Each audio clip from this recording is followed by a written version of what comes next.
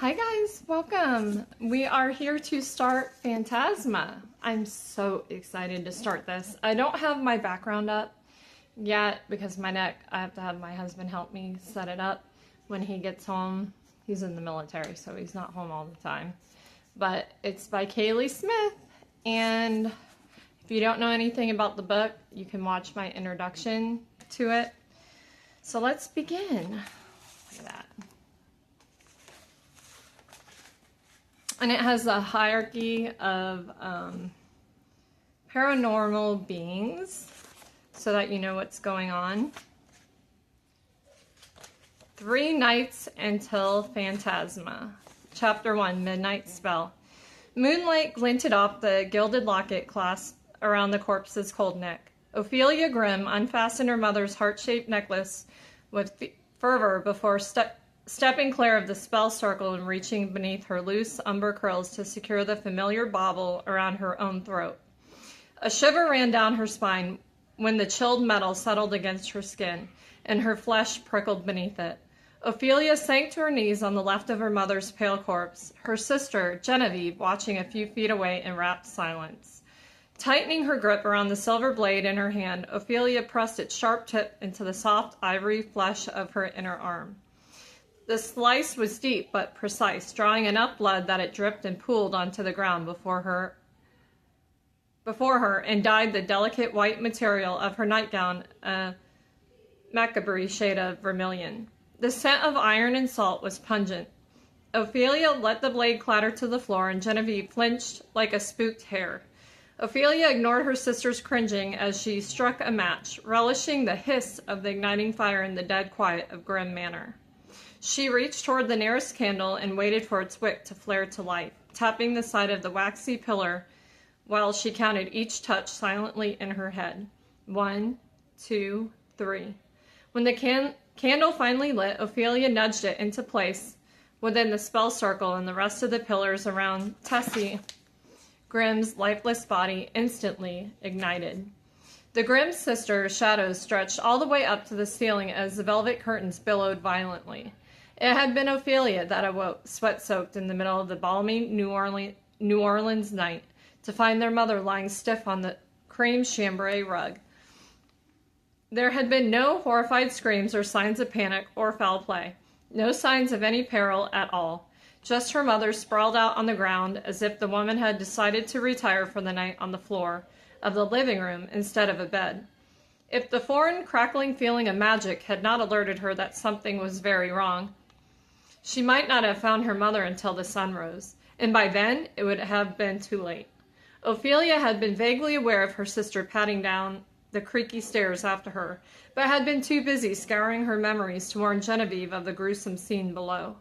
Ophelia flipped through her recollection for confirmation that she had knocked on her headboard enough times and tapped her knuckles in the correct pattern on her wall before she went to sleep.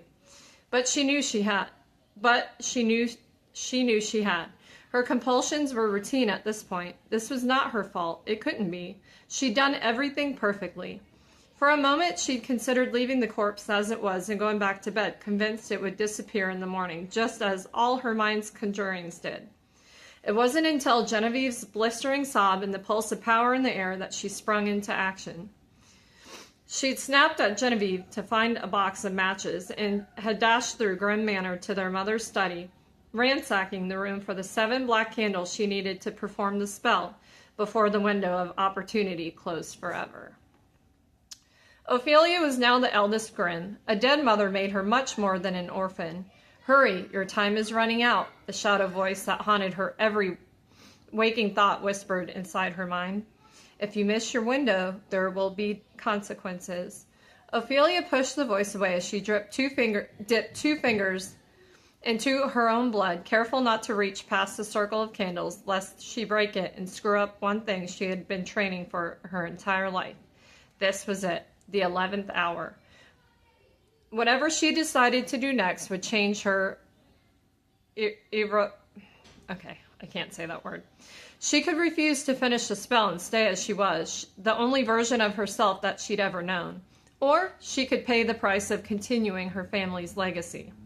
"You don't have to do it, Ophi," Genevieve whispered into into the dark, almost pleaded. But Ophelia couldn't be the one who ended her family's magic. As much as this ritual would change the makeup of her very being, not going through with it would change her in a way that would break her spirit.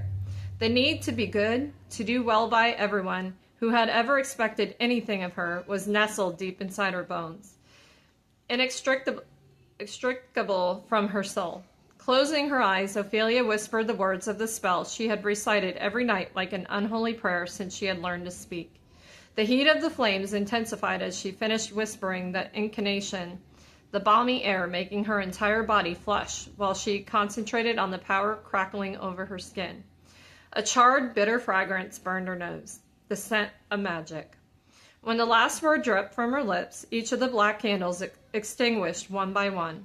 A wisp of obsidian smoke rose around the circle as she reached beneath the collar of her unbuttoned nightgown and drew a crimson sigil right over her heart with her blood-dipped fingers. Then they waited, Ophelia with anticipation, Genevieve with apprehension. The temperature in the manor dropped 10 degrees and the silence became heavy, the darkness too still. Ophelia suddenly felt eyes on her, gazes burning into her skin from every side, eyes of those she could not see yet. They waited in the dark for what felt like an agonizing amount of time. The midnight bells of the grand clock in the foyer had not yet told, but Ophelia thought surely the spell should have worked by now. Maybe she did it wrong. Maybe she didn't say the words correctly or clear enough. Maybe she was a complete and utter failure. A scream erupted from her throat as fire suddenly seared through her bones and over every inch of her skin. She fell forward onto her hands, spine cracking and popping into an unnatural arch, mools of pain breaking free from her lips as her mother's magic flooded her system. She pressed her forehead to the ground, the pool of blood coating her face as her voice grew hoarse from her shrieks. Genevieve strode over to lay a hand on her back in comfort, unable to do anything but watch. When it was finally over, Ophelia slumped to the floor where she stayed for another long minute, trying to catch her breath. Eventually, she was able to stand and, taking a deep breath, she whispered a demand to the dark, the one that would seal her fate forever. Genevieve's mouth fell open in awe as the dark answered Ophelia's request, the candles reigniting with the hushed command. This time, the flames were a silvery blue, grim blue. Ophelia caught a glimpse of her reflection flickering in the window. Her dark hair and wispy nightgown were caked in blood. Crimson was smeared across her razor-sharp cheekbones and dripping over the bridge of her delicately pointed nose, a startling contrast against her porcelain skin. That wasn't what caught her attention, however, not when the gaze staring back at her was no longer her own. Her irises no longer the bright, warm cerulean of her childhood. The color Genevieve's still were. Instead, they had changed to a haunting, icy hue, almost bleached of their pigment entirely. It was the same chilling color that their mothers had been, the same of their grandmothers in the oil portrait that hung in the foyer, the same as every grim woman who had accepted her magic before them, the same color as the hazy, glowing outlines of the apparition she could now see lurking in the shadows of the room, grim blue. A venomous pride shot through her, but the wave of grief and fear that chased it almost buckled her knees. Part of her had hoped the magic wouldn't transfer, that their mother wasn't truly gone from this corporeal plane, even though the cold corpse at her feet clearly told a different story. The other part of her, the one that successfully completed the spell and unleashed the magic now flowing through her veins, was satisfied. A flickering reflection in the glass caught her eye. A curious apparition with a wispy smile gazed back at her, knowingly, before blinking out of sight. "Fucking hell, Ophi," Genevieve whispered, shaking Ophelia out of her trance. "Are you all right?" Ophelia said nothing as she reached up to smooth her finger over the locket at her throat, tapping it as she felt the first prick of tears in her eyes. 1, 2, 3.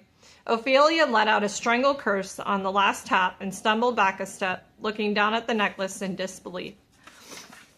She held her breath as she waited for confirmation that she hadn't imagined it. A moment later, the locket pulsed again, syncopating to the thrum within her chest. A heartbeat. 2 nights until Phantasma. Chapter 2, Farewells. Very few things were considered unusual when you came from a family of prolific necromancers. Wow. Every day of Ophelia's childhood had consisted of corpses being dragged in and out of Grim Manor, trips to the cemetery, listening to her mother complain about yet another possible demon-inflicted virus sweeping through New Orleans, or spending hours reciting lessons on each type of paranormal being she might one day encounter. Shapeshifters, vampires, witches. But waking up to ghosts lurking in her bedroom and hallways the morning after she had found her mother's lifeless body was strange even by her standards. She wasn't sure she would ever get used to the pale blue beings popping in and out of sight around her. For their part, the ghosts mostly ignored her, passing through Grim Manor and around the streets of New Orleans like aimless will-o'-wisps as she and Genevieve attended to the practicalities of their mother's death.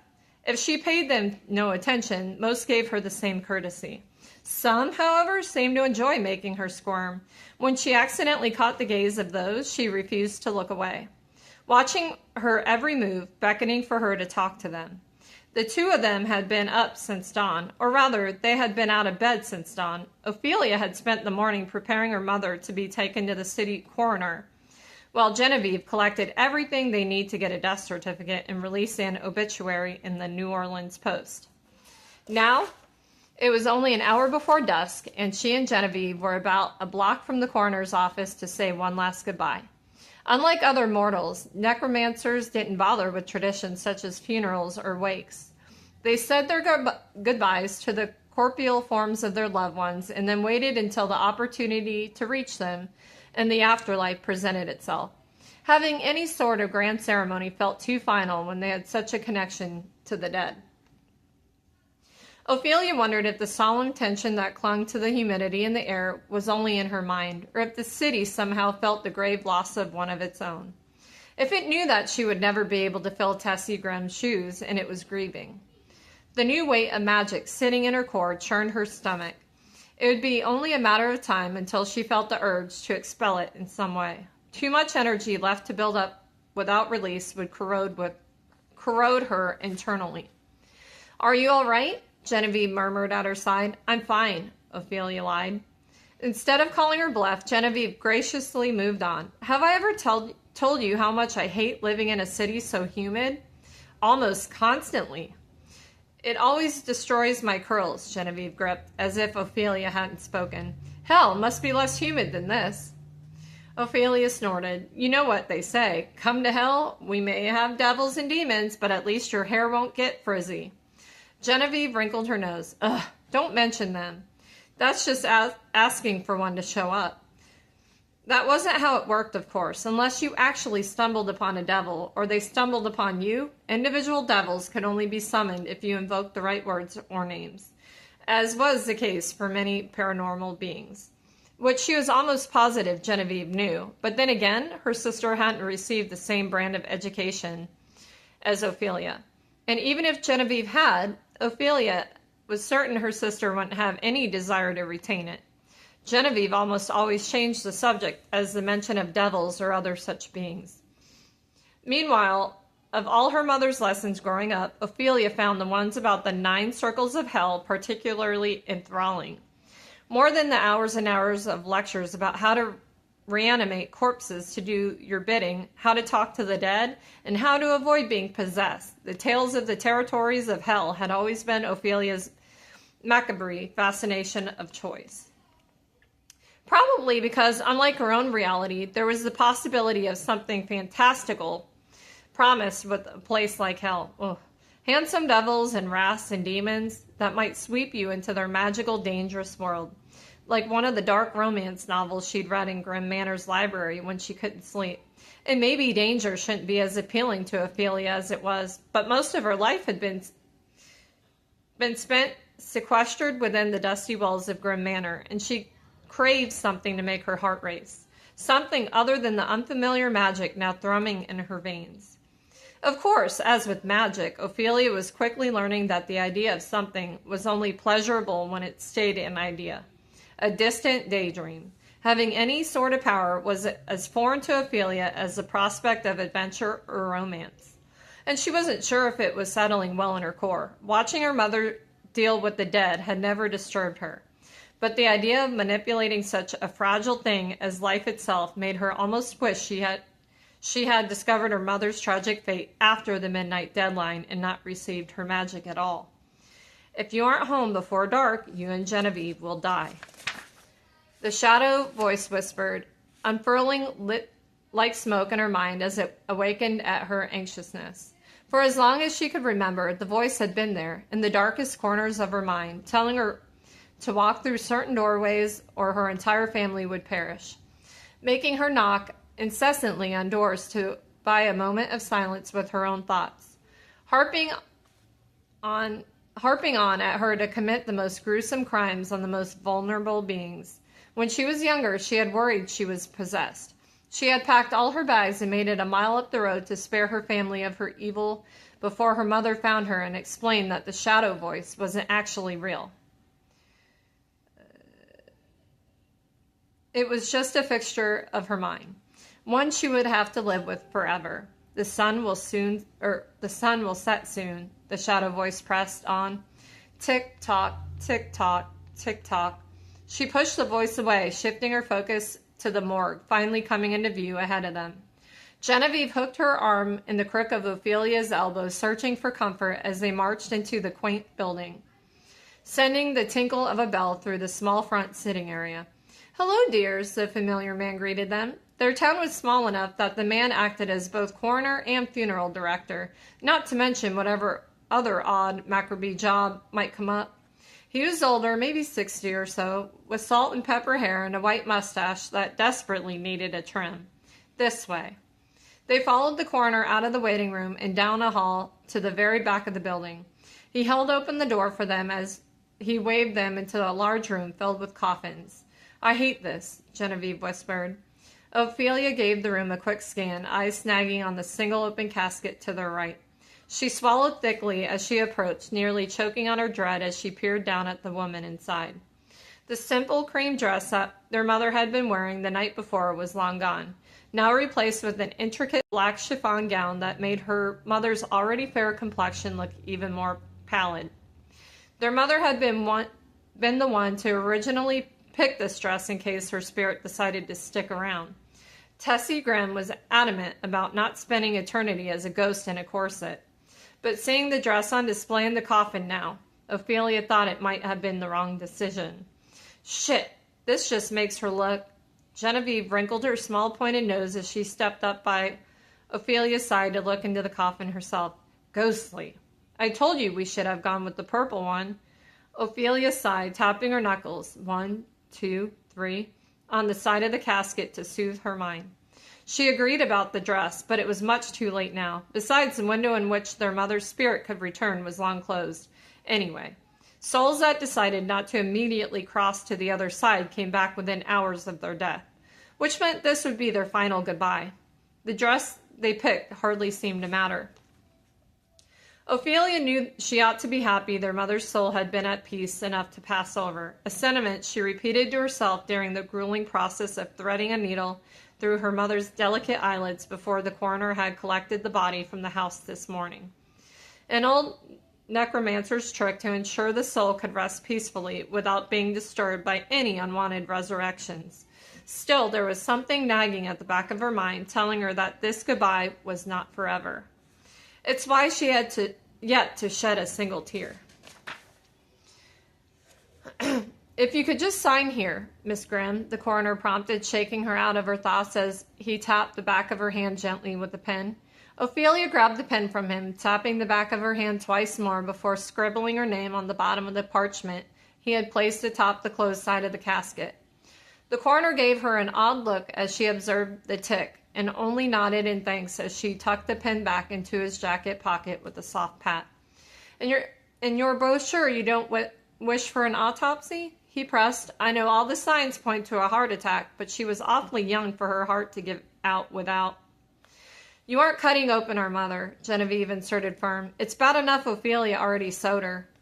Ophelia elbowed her sister in the gut. Sewing a corpse's eyes shut with demon-blessed thread was a well-kept secret in the necromancy community. Otherwise, normal mortals might start taking up the practice themselves and tender a necromancer's ability to reanimate or have someone else possess them null and void, which meant their mother would not have been able to profit off those wanting to resurrect their dead loved ones for one grotesque reason or another.